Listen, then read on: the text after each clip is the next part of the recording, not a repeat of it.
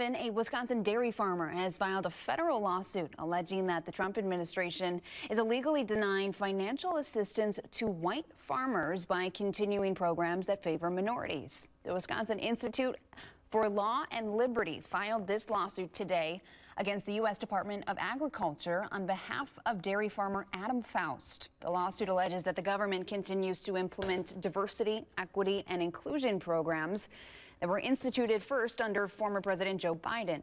Faust was among several farmers who successfully sued the Biden administration back in 2021 for race discrimination in a USDA program.